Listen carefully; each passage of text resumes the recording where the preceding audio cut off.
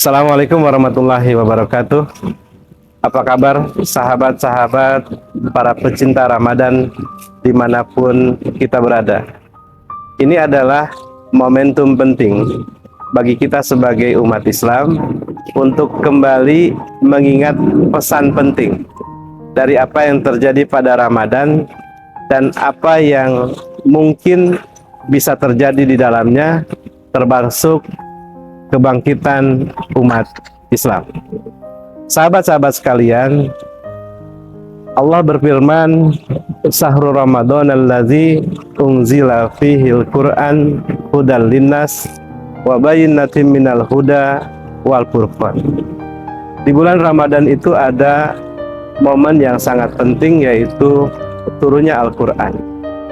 Al-Qur'an ini menjadi titik kulminasi dari ayat-ayat ilahiyah, ya, ayat-ayat yang menggema di langit bahkan di bumi, yang kemudian melahirkan sebuah kebangkitan besar pada abad 6, ya, atau kemudian kita diperkenalkan dengan satu penanggalan Hijriyah. Sahabat-sahabat sekalian, kebangkitan umat adalah sesuatu yang bukan lahir karena tanpa gagasan, bukan tanpa narasi, bukan tanpa sesuatu yang membuat kebangkitan itu menjadi realita yang bisa kita lihat pada hari ini. Oleh karena itu, Ramadan yang kita lewati ini harus menjadi momentum untuk menggemakkan pada hati, menggemakkan pada lisan-lisan kita, menggemakkan pada apa yang akan kita lakukan untuk membangun kebangkitan diri, kebangkitan keluarga, kebangkitan masyarakat, dan tentu kebangkitan negeri yang kita cintai ini, yaitu Indonesia.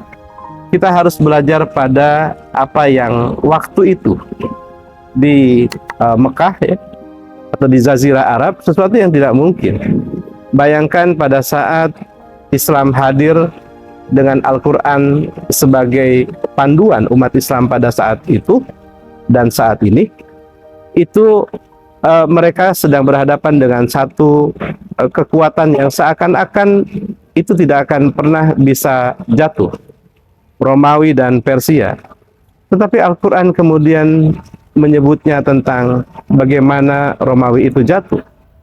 Maka tentu saja ini menegaskan satu pesan kepada kita. Sekuat apapun tantangan kita, tantangan umat, untuk kita bangkit berhadapan dengan rezim-rezim yang besar, kekuatan-kekuatan yang besar di dunia. Sebutlah hari ini ada China, ada Rusia, ada Amerika.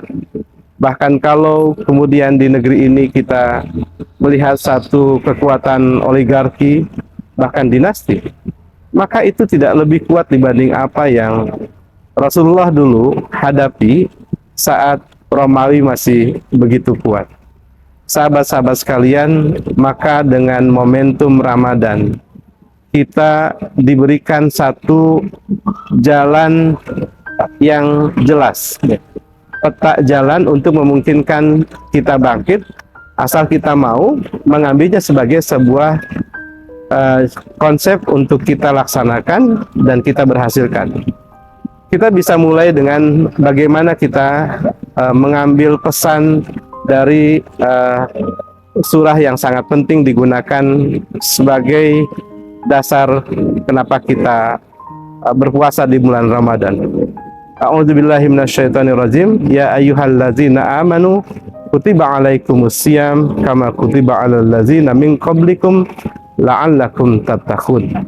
Sahabat-sahabat sekalian, pesan puasa yang diwajibkan kepada kita, bahkan diwajibkan pada masyarakat yang lain atau kaum yang lain, bahkan kalau kita belajar pada alam, bahkan dunia binatang pun berpuasa.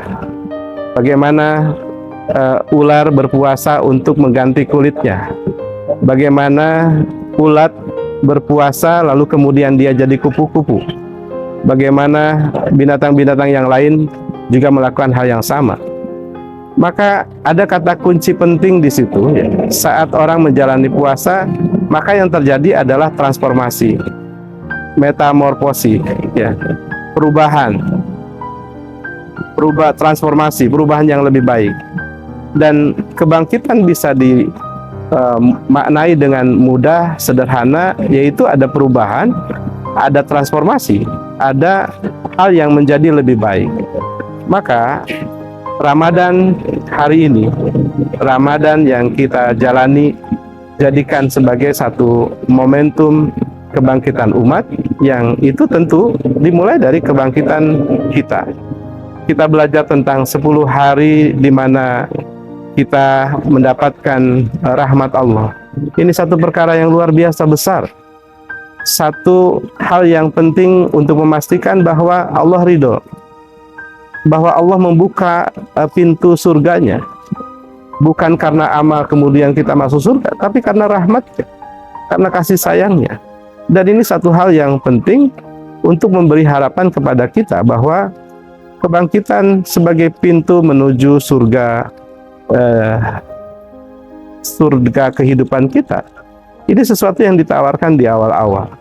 Lalu maghfirah pada 10 hari yang kedua, ini juga sebuah garansi penting bahwa kepada orang-orang yang masih menyimpan noda hitam, maka sulit untuk masuk ke zona yang bersih, tempat yang suci. Seperti kita saat mau masuk masjid, kita tidak boleh dalam keadaan najis, ataupun sebaiknya bersuci, berwudu, bersikap yang kemudian bersih. Maka makna wudu, ya, makna kemudian kita bersuci adalah bagian penting dari kita mendapatkan maghfirahnya. Dan tentu terakhir di 10 hari yang ketiga kita mendapatkan itkum minanar, pembebasan dari api neraka, yang ini begitu luar biasa.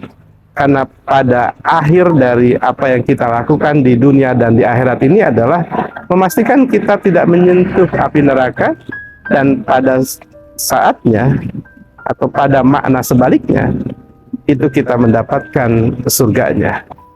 Jadi kebangkitan umat yang kita bisa bangun, kita bisa bayangkan bukan sekedar material, bukan kemudian kita melihat satu hal-hal yang sifatnya fisik, ya, tetapi juga kebangkitan yang imaterial, ya, yang futuristik, yang transformatik, ya, dan tentu perubahan yang memastikan bahwa dia menjadi satu entitas yang mungkin oleh manusia belum terbayangkan, bagaimana orang kemudian bisa berhasil masuk surga dan hadir dalam kehidupan surga yang penuh dengan keluar biasaan. Maka sahabat-sahabat sekalian, jangan pernah lewatkan Ramadan tahun ini sebagai momentum kita membangun kebangkitan yang jangan tanggung, yang jangan berhenti pada kebangkitan diri dan keluarga, tapi juga bangkit membangun masyarakat, membangun negeri yang tentu kita harus bangun lebih baik. Tidak kita berhenti dalam satu keadaan di mana kita menerima saja apa yang tidak biasa-biasa ini. Sahabat-sahabat sekalian, selamat berRamadan. Selamat menjalani puasa Ramadan. Insya Allah, mudah-mudahan pesan Ramadan ini betul-betul bisa menggema ke seantero jagat, karena ini diikuti oleh lebih dari 1 miliar, bahkan mungkin menembus angka 2 miliar orang Islam yang ada di muka bumi ini, dan itu tidak mungkin tidak menggemakkan satu perubahan yang besar. Innallaha la yughayyiru ma biqaumin hatta yughayyiru ma bi anfusihim. Allah tidak akan pernah merubah satu kaum sampai kita merubahnya sendiri.